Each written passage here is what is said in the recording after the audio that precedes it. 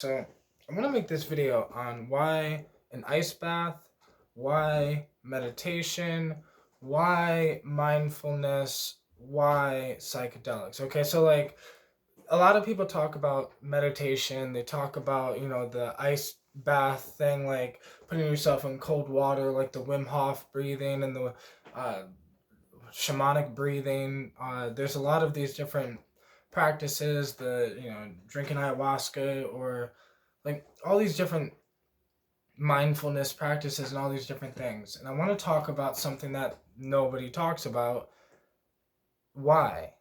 Like, what is the actual, um, not application of these things, but like what, I guess, kind of, because with if somebody has been watching my channel for a while, they kind of know my situation or the things I've gone through over the past years and just my life situation.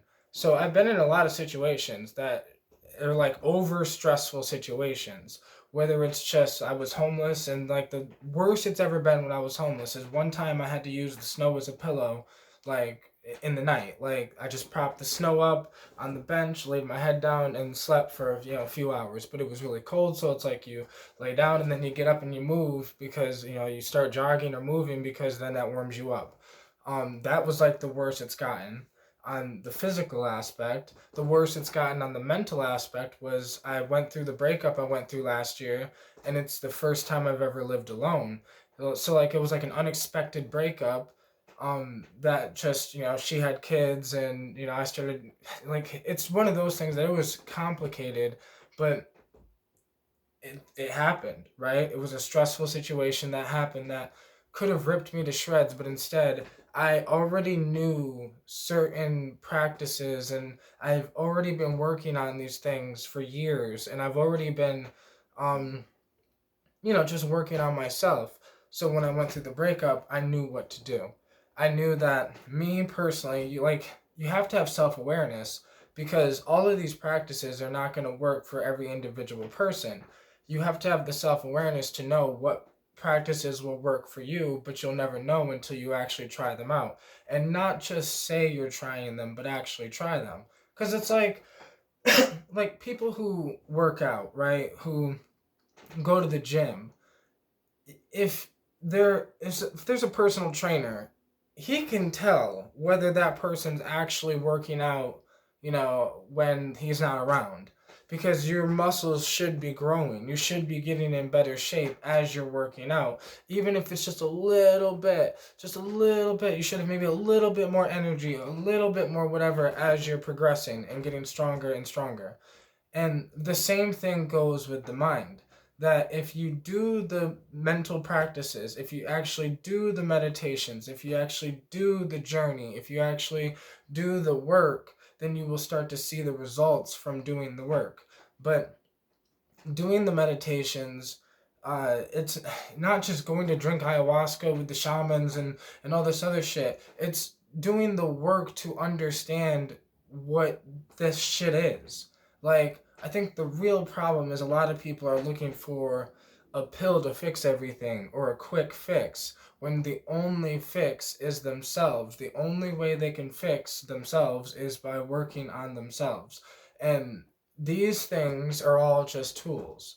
Everything that we have in the human world is just a tool, including ideas. They're just tools that can help us grow, expand, live a better life, feel better, be better. It's just this thing that can help us be. But that's why, like, these old practices like meditation and shamanic breathing, nowadays people know it is like the Wim Hof breathing, because Wim Hof, okay, like, and no disrespect to him, because I love like his whole thing, and I love his journey. People miss the journey, uh, and if people looked at the journey, they would understand the Wim Hof method as a whole. Because, like, I'm pretty sure his wife died, and he used the cold water as a way to work through that on some shamanic shit. Like, he might not have looked at it like, I'm going in this shamanically to to heal my thing, and I have to do this, because he said, I think he said something about he had kids, and like his wife died, and like his kids still needed him. He couldn't just go lose himself and go like, whatever, he had to whatever. So that's how he developed the method, by literally going through the trauma of life. And then he had to think fast. Like, he literally had to think fast on how can he not lose himself? How could he strengthen his mind? How can he continue to be him, but also continue to grow?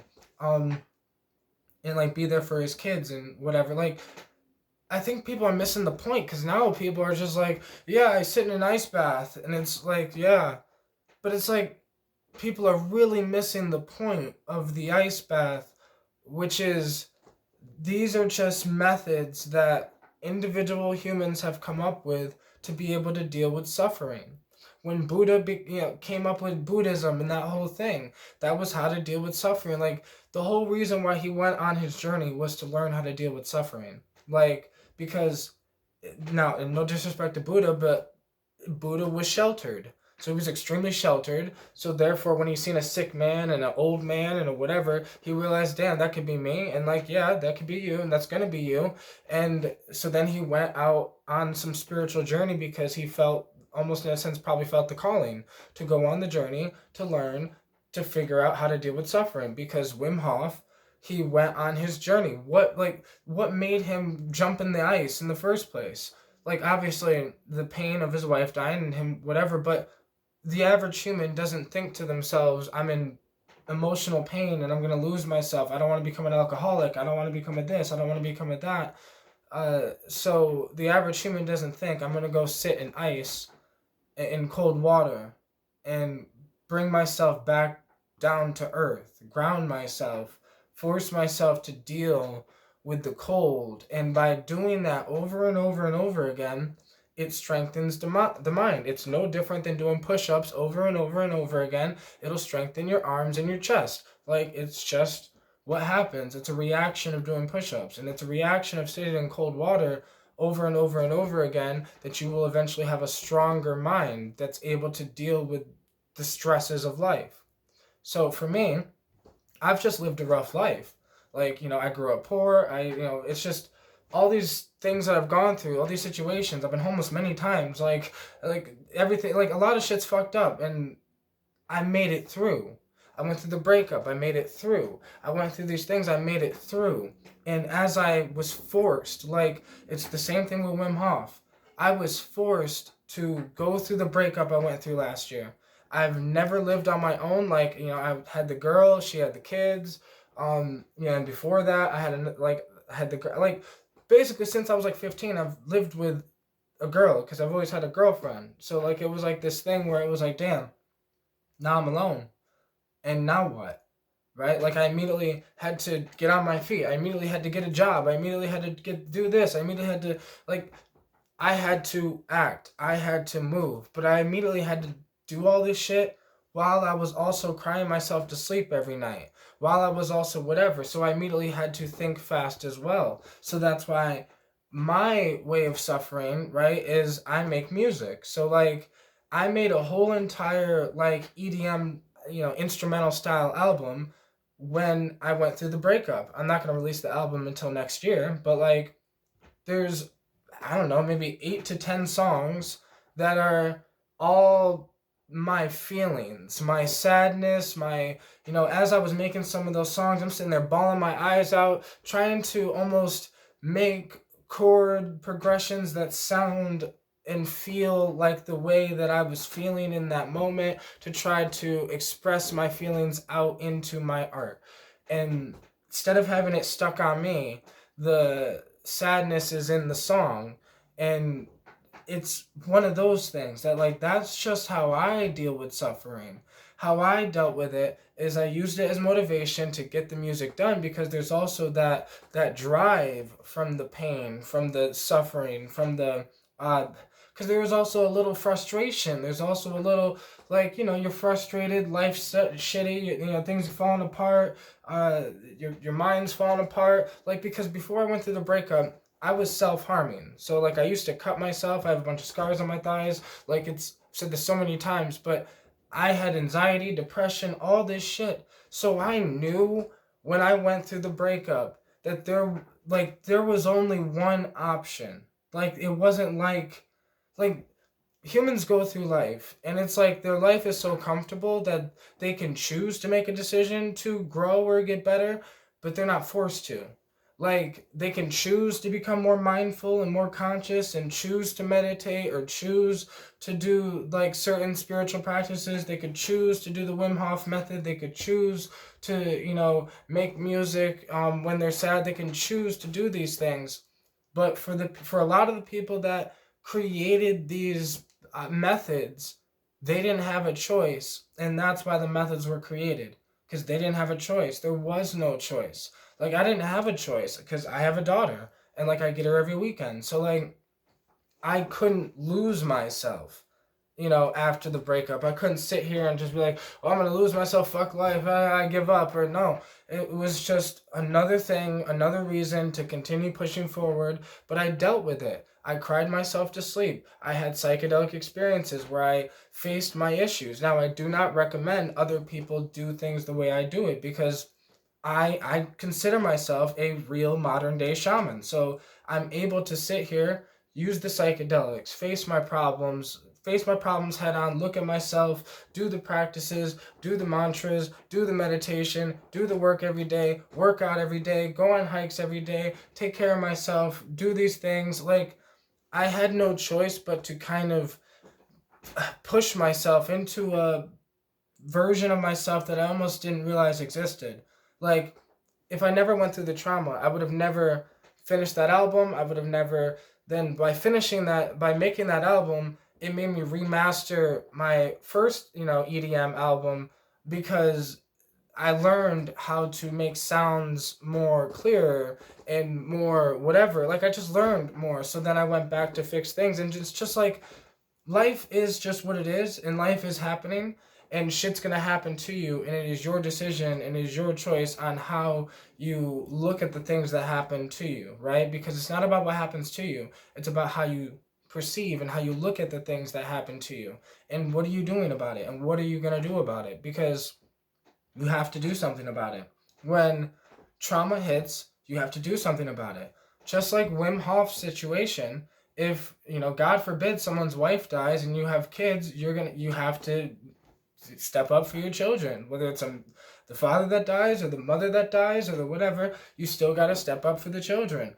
Whether it's your girl breaks up with you, your family leaves you, whether it's your girl leaves you, the family leaves you, and now you're alone living in, some fucking motel and you don't have much more money to spend, so you don't know what you're gonna do. Life happens, but then it's up to us to kind of go through it and like we grow through it. Like we grow through everything, or you're just going through things. And this is why I think that these things are hard. Like life was not supposed to be easy, but if we can begin to look at the reason why these things are even invented, like the Wim Hof method or meditation or all these things, or mindfulness, these psychedelic practices and all these different things, like they all are helpers. They're all just tools. But your intention matters, like because you can give two people the same tool, but if their intentions are different, they're going to get different things out of that tool. Like, so meditation, all of these things, the Wim Hof, if you're just doing the Wim Hof because you're like, yeah, I want to be strong or whatever, like on some like ego shit, yeah, you'll be able to deal with it, but you're going to miss it. It's going to go over your head. Where like you're missing the true point of these things is to learn how to deal with the suffering of humanity. Like being human is hard, but it doesn't have to be as hard as we make it, because most of the hardness is just the suffering within our own mind. So like a lot of these practices are just helping us learn how to control our own mind, because we get attached to what we think life is or how we think life should be. Like, I thought life should be that I was gonna be with this girl and yada yada yada. So when it wasn't that way, oh my god, life's over. But really, life is just flowing like it's just is what is. It is a river that is in constant motion, that if you try to go against the current, it's gonna feel uncomfortable. Life sometimes is cold, and if you try to go outside with no coat on, it's gonna feel uncomfortable. So then you have to put a coat on. Like, we have to, because it's that thing. Humans, the first time they started getting winter. They started cutting animals up, making fucking things with skin to, protect themselves, because they immediately were forced into action. They were immediately forced into, it's fucking cold, I'm fucking naked, and I need something. So before they could start sewing things together, they started, making animal skins and doing that together, right? And like, it was whatever, but they were forced into trying to find a solution. And they found the solution. And it's the same thing with everything else we're doing. We as human beings found the solution to clothes and to stay warm and to, from the cold. But we haven't become conscious enough to come up with the solutions for our minds, because we kind of have these weird solutions of thinking that a pill is going to solve it, thinking that ayahuasca is going to solve it, thinking that whatever is going to, like, we have these weird ideas of thinking that something like a molecule can only be the tool. Like, it can only change your perspective, but it's really you, because you have to do something. Like, nobody else can. Everybody can give you ideas, but even if they gave you the 10 steps, easy steps to then change your life, you'd have to do those steps one at a time. And you might think to yourself, well, I could skip, to step 6, but then you're going to fumble in step 6, and then you're going to be like, oh, fuck, I don't even want to restart, because, like, it's one of those things where it's just, you got to do the work. And humans, like, have to kind of start looking at why these things. Why do we want to get stronger? Why do we want to get better? Because it's like people just want to get better because they want a Lamborghini, or they want a better house, or they want more money, and they think that's going to get them a better life, that's going to make them feel better, or whatever. It's going to relieve their anxiety if they became a millionaire, when it would probably just give them more anxiety. Like, it's these practices are designed to help a human being no matter what field they're in. Whether you're some shaman, a modern day shaman, some monk in the hills, a modern day monk in the streets, whether you're entrepreneur, whether you're a normal human being who works a 9 to 5 job, whether you're just somebody who is just, a homeless guy in the street, like, it doesn't matter.